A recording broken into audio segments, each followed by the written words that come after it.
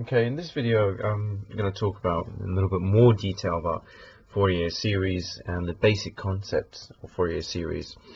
Okay, so let's pretend that what if you were assigned to model for a function like this one mathematically? Well, we can actually use a lot of ways, and one of them is model it using sinusoidal functions like sine and cosine. And actually Fourier series, sorry, his name is Joseph Fourier, in the early 80s suggested that we can model any function mathematically using this formula, which is f of x, the function of x, equals to a0 plus the summation of a of n, the numbers, cosine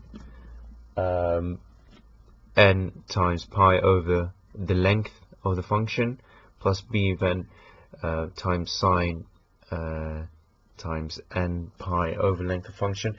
Basically what that means is that you can actually model any function using coefficients a0, an, and bn, and an for the cosine terms and bn for sine terms. And we're going to talk about what an and a0 and bn, all of them mean in a bit. So, but before that, let's just look at this function that we've got here. Which sinusoidal function would do a better job of modeling this function? Do you think it's sine or cosine? Well, that's actually quite obvious. You can notice that the sine function would do a better job, because by looking at the sine function you can see that it goes up, down, and then in the middle up and down, and here it looks exactly the same, but it's just square instead of sinusoidal. It's a step function, periodic function, by the way. So you can see that the sine function, or the odd function, is going to do like this.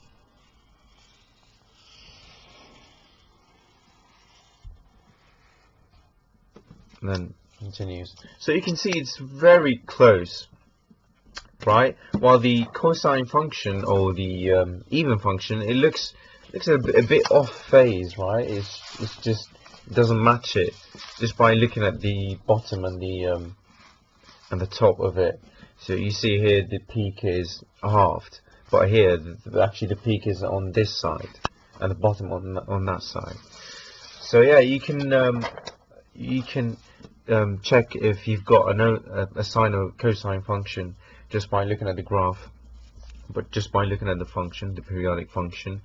So in that case, because it looks like an odd function, that means that anything multiplied with the cosine is going to be 0, because cosine function is, as I said, off phase.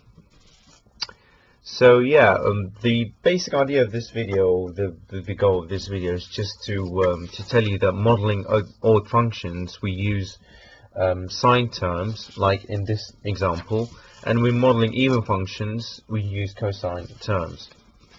But again, this formula, sometimes you get functions where a mixture between cosine and sine, so it's not always like this, either odd or even, depends on the function you've got.